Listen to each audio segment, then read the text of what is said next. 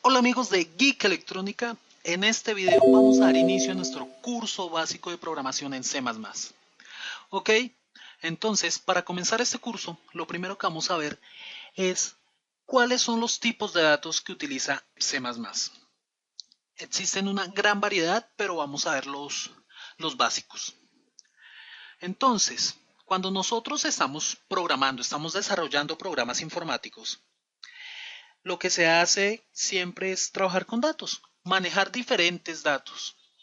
Pueden ser palabras, pueden ser letras, pueden ser números, símbolos. Todo eso son datos, es información. Entonces, para llevar a cabo mejor nuestro programa y poder trabajar de una forma más eficiente, los lenguajes de programación dividen esos datos en tipos. En C++, ¿qué tipos de datos podemos encontrar? Podemos encontrar los numéricos. Y en este tipo de datos, pues, como su nombre lo está diciendo, nos permiten almacenar información o datos en forma de números. ¿Para qué nos sirve esto? Para llevar a cabo operaciones aritméticas, básicamente. Toda clase de operaciones aritméticas, todo proceso que requiera números. Entonces lo podemos hacer con estos tipos de datos numéricos. También tenemos los caracteres.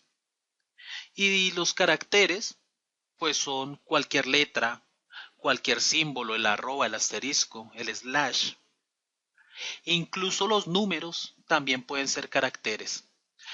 Entonces, como tal, cualquier símbolo que ustedes encuentren dentro del código ASCII se puede guardar como un carácter. Entonces, aquí tenemos el otro tipo de datos. Y podemos tener también datos booleanos.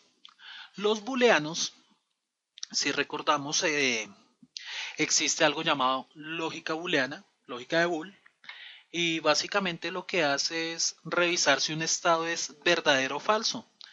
Estas nos permiten el trabajo con funciones lógicas.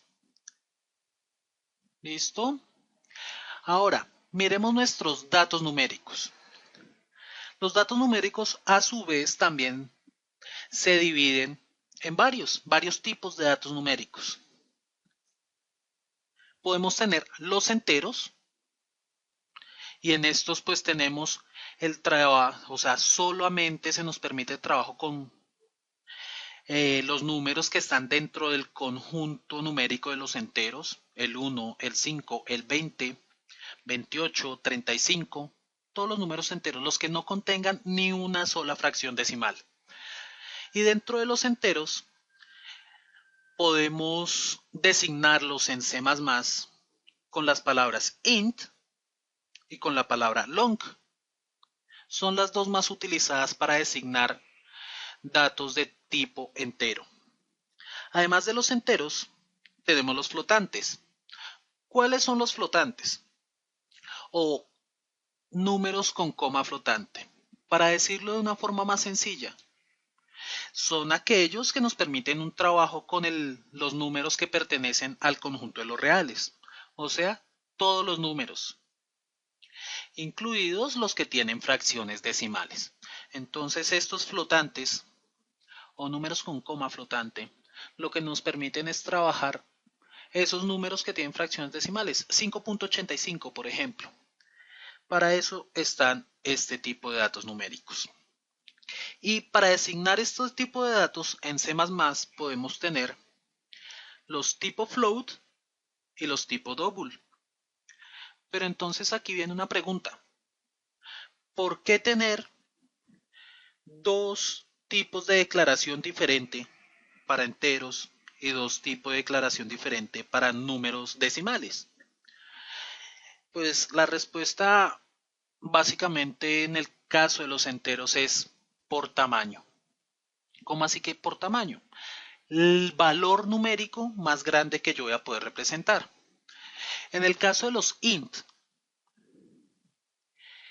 los números que voy a poder representar son números de 16 bits. ¿Qué quiere decir eso? Que voy a poder representar números, voy a poder representar 65.536 números. Esto cuenta tanto para negativos como positivos, por lo tanto voy a poder representar desde el menos 32.768 hasta el 32.767, perdón. Mientras que con los long voy a poder representar números de 32 bits. O pues esto también depende del compilador que se esté utilizando y del procesador que se tenga en la máquina que estamos utilizando. Pueden ser también 64 bits. Sin embargo, lo común son 32 bits. Y con esto que tenemos, que vamos a poder representar 4.294.967.296 números. ¿Listo? Esta es una cantidad muchísimo más grande. Vamos a poder representar muchísimos más valores. Y al igual que con los enteros, este tamaño nos permite representar o se divide en dos para poder representar tanto negativos como positivos. Bien, eso por el lado de los enteros. Ahora, por el lado de los flotantes, ¿cuál es la diferencia entre un float y un double? También es la cantidad de bits que utilizan para representar sus números. Pero aquí el tema va más enfocado hacia la precisión. Cuando nosotros trabajamos con números decimales, que contienen fracciones decimales, entre más números decimales contenga mi resultado, quiere decir que es más preciso. Entonces aquí el tema es de precisión. Con los float también son 16 bits y con los double son 32 bits. Pero aquí la diferencia va representada en que esos 32 bits que se utilizan me permiten tener una mayor precisión en mi número. Voy a obtener números más exactos. Y esto pues va a mejorar nuestros cálculos. Sin embargo, cuando estemos programando más adelante, nos vamos a dar cuenta que generalmente se utilizan el int y el float. Entonces, ¿por qué si long y double me permiten representar más números o ser más precisos? ¿Por qué generalmente se utilizan el int y el float? Básicamente es un tema de ahorrar recursos. Utilizar 32 bits, ya sea para un long o para un double, cuando realmente no lo requiero, me va a significar gastar más máquina innecesariamente. Entonces la idea es utilizar los long o los double solamente en caso que sea estrictamente necesario. Si el trabajo que vamos a hacer solamente requiere trabajar con int o con float, es mejor solamente utilizar esos dos. ¿Ok? Continuando. Los caracteres. En el caso de los caracteres, también hay una subdivisión. Está el carácter, que lo que nos hace es permitir almacenar un solo de esos caracteres en una variable. Entonces sería una sola letra o un solo símbolo, tan solamente uno. O sea, puede ser la palabra con la que se hace referencia a ellos y se declaran para poder utilizarlos es char. ¿Ok? Entonces, por ejemplo, aquí tenemos tres ejemplos de caracteres. El carácter A, el carácter numeral y el carácter 1. Si nos fijamos, yo aquí encerré los tres entre comillas sencillas. ¿Por qué? Porque cuando utilizamos los caracteres en C++, el carácter debe ir encerrado entre comillas sencilla.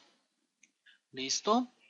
Otra cosa a tener en cuenta. Yo aquí les estoy diciendo que este 1 es un carácter y está encerrado en comilla sencilla como un carácter.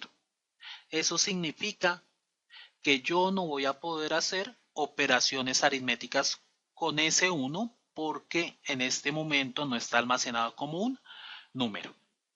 ¿Listo? La siguiente subdivisión que tendríamos dentro de los caracteres sería la cadena de caracteres. Y en este caso, ya lo que nos permite es no almacenar un solo carácter, sino varios, de 2 en adelante. Con esto ya podemos almacenar palabras completas, frases. Es mucho más versátil.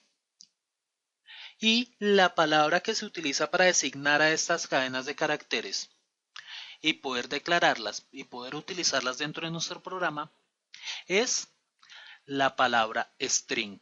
Con string yo designo que una de mis variables va a ser de tipo cadena de caracteres y ahí ya voy a poder almacenar palabras, frases, más de 2 caracteres, mejor dicho, 2 o más. Continuando con esto, bueno, aquí tenemos 2 ejemplos de cadenas de caracteres, la palabra hola y la frase mi nombre es. Y si nos fijamos, ambas están encerradas entre comillas dobles. Esto es porque si el carácter está encerrado entre comillas sencillas, por su parte la cadena de caracteres siempre debe estar encerrada entre estas comillas dobles. ¿Listo? Entonces ahora sí, prosiguiendo, declaración de variables. Siempre que nosotros vayamos a utilizar un dato, una variable, en nuestro programa, C++, al igual que otros lenguajes de programación, nos va a pedir que las declaremos. O sea, decirle al programa que van a existir unos espacios de memoria a los cuales yo les coloqué un nombre y ahí voy a guardar datos. Si nosotros utilizamos nombres que no hemos declarado de variables, no vamos a poder compilar el programa y nuestro programa no va a funcionar. Entonces, por eso es necesario siempre declarar antes las variables que se van a utilizar. ¿Cuál es la estructura o cuál es la sintaxis correcta para hacer esta declaración de variables?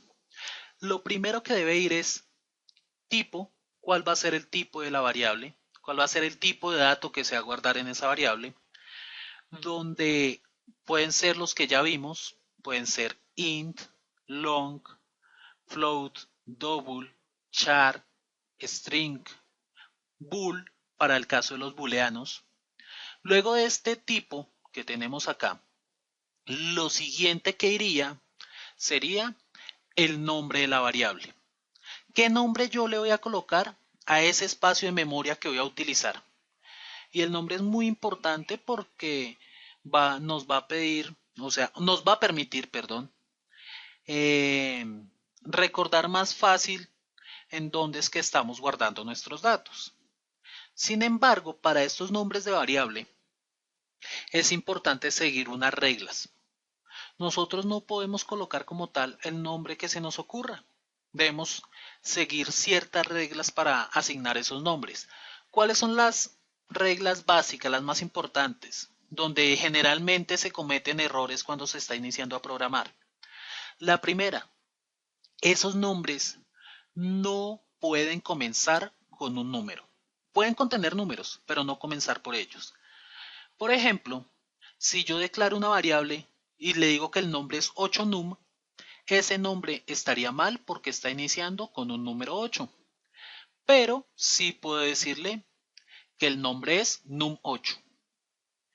Contiene un número, pero no está iniciando con un número. Entonces, hasta el momento, este sería un nombre de variable adecuado. Siguientes reglas. No puede contener espacios y no puede contener símbolos a excepción del underscore o guión bajo o rayita al piso. Entonces, si son 2 palabras, no podemos colocar el espacio. Se pueden colocar las 2 palabras y dejarlas seguidas y diferenciarlas, no sé, el inicio de la segunda palabra con una mayúscula o unirlas con un underscore, pero nada de espacios. Por ejemplo, yo puedo llamar a una variable var_opción, pero no puedo dejarle este espacio. Esto estaría mal por este espacio que hay acá. Pero sí podría var_opción y este sí sería un nombre válido para una variable.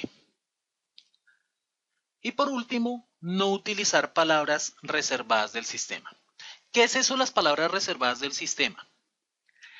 Son palabras que ya tienen una función específica, que ya están cumpliendo una tarea dentro de nuestro lenguaje de programación. Por ejemplo, todas estas que tenemos aquí en tipo, int, long, float, double, char, string, bool, ya están cumpliendo una función dentro del lenguaje de programación.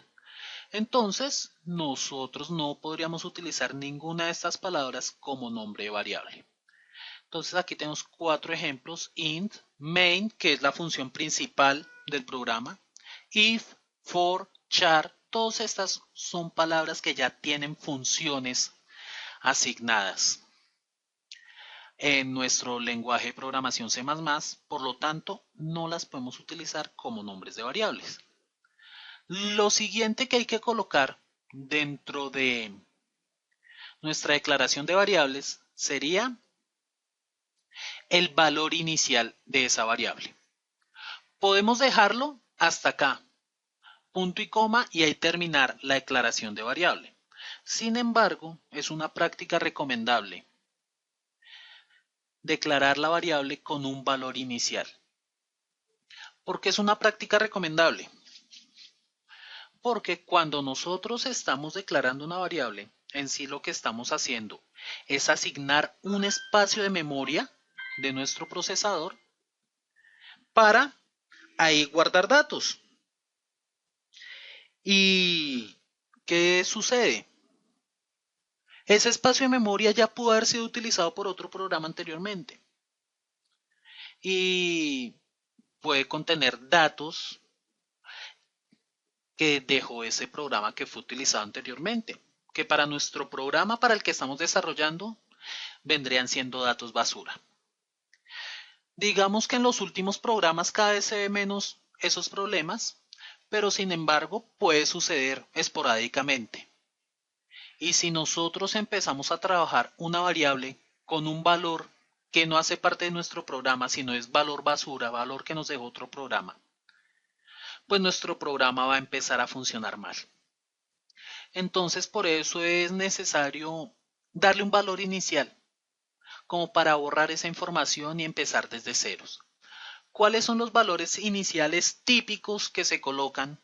Aunque eso también depende mucho del funcionamiento del programa que estemos realizando.